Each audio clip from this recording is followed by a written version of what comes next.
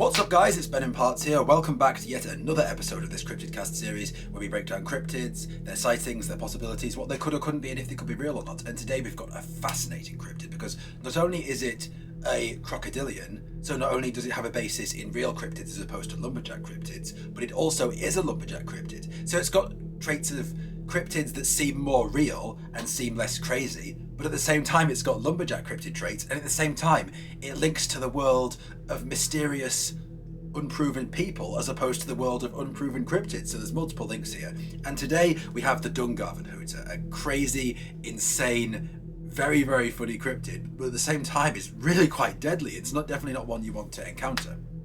So what is the Dungavenhooter?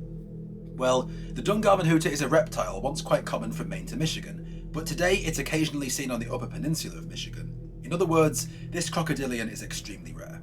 And I call it a crocodilian because it's shaped like an alligator, it's dangerous to people, and it lives in marshes.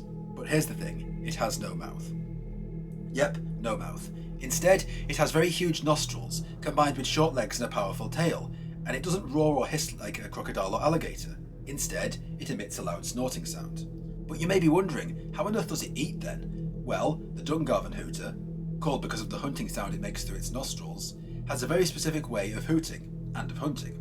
Concealing itself with what Henry H. Treon's Fearsome Critters describes as satanic cunning behind a whiffle bush, the Dungavenhooter waits for a passing person, normally a lumberjack, at least back in those days, to come by.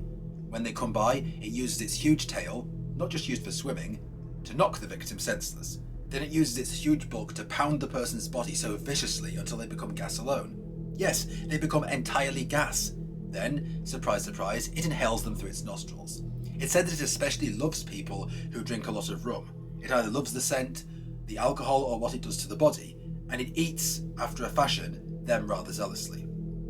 So what could the Dungavenhooter be? Well, it could be a real creature, and weirder things have happened, and in a way, this backs it up, because it actually links back to my video on the Estomi people, a rumoured people who exclusively get nourishment from smells and have no mouths. Yes, these people get nourishment from smells alone, as opposed to food, and they keep away from bad smells because bad smells can be fatal to them. And I do wonder if this links back to the Dungavenhooter. Is it the same? Does it love smells it deems as beautiful? Is it repulsed or even killed by smells it seems as negative? And is this why it likes rum? Because from its perspective, it's a lovely smell. However, it's all too likely to be a tall tale used to remind lumberjacks not to be drunk or careless on the job, because if you are, the Dungavenhooter will get you.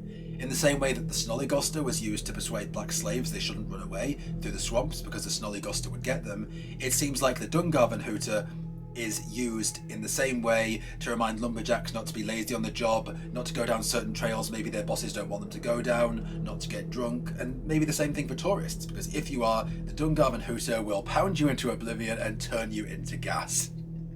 But unironically, I love this cryptid. It links back to the Estomi people, it links back to other cryptids. It's rather like the Bahi, a cryptid in Liberia that's very like a crocodile but actually eats through its mouth. So, what do you guys think? Do any of you have Dungavenhooter sightings? Have your family ever seen it? Do you know anyone who has? Please post those comments in the comment section below. When I did a video on the Beast of Busco, someone actually posted that they'd seen giant turtles very like it, and they're more common than we think, and it started off a brief but fascinating exchange between me and them. So without further ado, I will leave you to like, subscribe and share, and to look forward to the next episode. This is BenImparts, signing out.